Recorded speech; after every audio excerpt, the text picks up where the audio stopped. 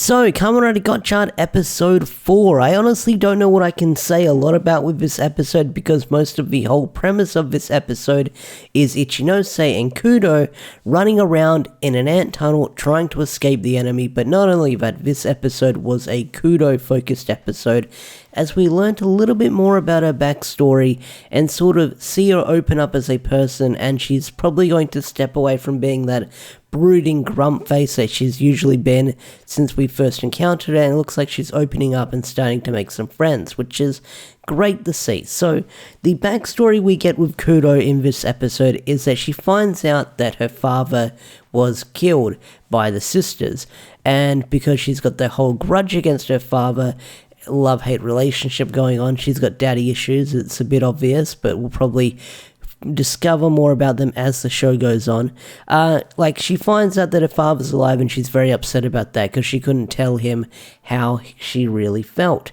Now, she also comes to the conclusion that she thinks that her father is alive, which is definitely possibly true. I feel like that her father is most definitely alive because we got to expand more on that trader thing and why he took all the Chemy cards. So, of course, the father's definitely going to come back later down the line within the next couple of episodes. But it was great to sort of see Kudo and Ichinose having some interactions in this episode and sort of fighting side by side and sort of having them pair up together. Because, like I said, most of the focus in this episode is them running through the anthill, and we don't focus on any of the other characters in the episode. Spanner's there, the other students are there, Ichinose's friend there, but the whole focus of this episode is them running around in the anthill trying to escape from one of the sisters. And we get some pretty cool fight scenes in this episode, getting introduced to some brand new forms.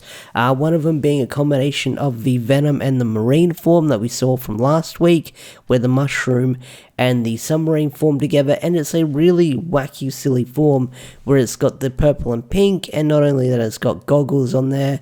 I really like it. It's a really wacky form where the shoulder pads can open up and fire torpedoes. I really love how unique and silly these sort of combination designs are getting, and I can't wait to see more of them because I do like the unique design that they bring to the table when they transform with these alchemy combinations. Now, we sort of pick up with Spanner in this episode as we find out that he's going to be assisting the heroes in this episode with recruiting the Chemy cards, but Spanner, he's kind of a weird one. He's simping for Kudo and sort of fawning over her in a weird way, sort of making sure that she's okay, but then he's also got this menacing aura to him, and he shows up when he needs to show up. Like at the end of the episode, he sort of came in to save the day and get them out of the rubble. So Spanner is quite the interesting guy because it looks like that he's not all that he seems, and we're probably going to learn more about him as the show goes on, because I get the feeling that he's sort of playing the hero for now, but he could be working with the bad guys because you have this one scene where he's got this menacing look on his face as soon as you sort of see Kudo and Ichinose running away together to sort of stop the bad guys. So Spanner, he's up to something, whatever that is, no idea. Now, in this episode, we're also introduced to two brand new cards, that being Sasuke Maro and Energy L, or Energy, and how Ichinose gets a hold of his cards. Well, he trades the Mantis card for these two cards with Hat Girl. I forgot her name, but it looks like in every episode she's wearing a different hat, and in this episode she was wearing a tiger's head with giant paws. What's up with that? That's a weird, silly, funny quirk that she's got going on, so I wonder if they will explain why she does that, or is it just going to be in every episode she shows up, or every scene she shows up, she's going to be wearing a different hat.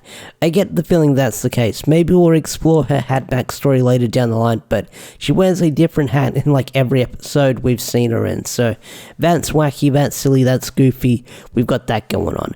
Now, like I said, this episode was mostly sort of escaping from one of the sisters in the tunnels, but we find out that the sisters want to use the driver, which is something they've talked about before, to open the final door. So I guess the door of truth, you could say, bringing back some Full Metal Alchemist references that I can pull from. So they want the driver to do that. Now, seeing how this was a Kudo episode, like I've mentioned 50 times in this video, we actually get a follow-up on her dream that we were teased about in last week's episode. and we find out that her dream is to make everyone happy like her father. So that was her dream when she was a little girl, and it looks like that she might have given up on that dream as she got older and as she drifted away from her father, and that's why she probably became a stuck-up bitch throughout the show. So yeah, but that was her dream all those years ago, and I feel like that she probably still wants to hold on to that dream and make everyone happy, but if her father's dead, well, he can't see that. Now, in this episode, we also sort of learn a little bit more about Ichinose and his family life. His father's still out of the picture. His father's still a mystery. We'll probably learn more about that later down the line as the show goes on, but these two have a bonding moment because of sort of like the relationship with their separated parents or their fathers that are no longer in their life. So that was sort of their bonding moment they had in this episode to see them get along together. Now, like I said, this episode was mostly filmed in the tunnel, so there wasn't anything too crazy when it came to set designs.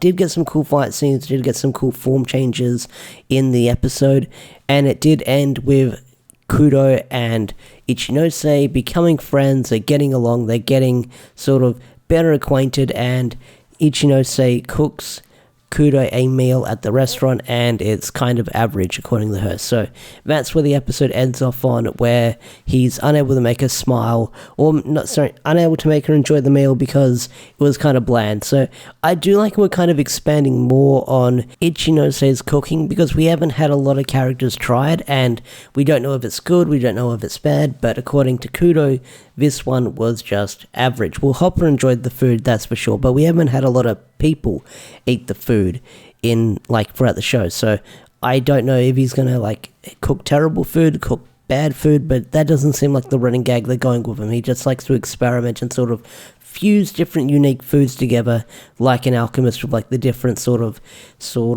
elements on the periodic table and sort of elements that you can fuse together. So that's his thing. That's his alchemy food. But alright episode, I got a kick out of it, we got to expand on some characters. It looks like we're sort of doing the sort of monster of the week moving forward, meeting new villains and expanding on our heroes, expanding on our characters as the show goes on. So that's cool to see, but I think I'm going to bring this review to a close. With that said, I'm out of here. Have a wonderful day or night, and I'll see you guys later. Peace out, take care, bye.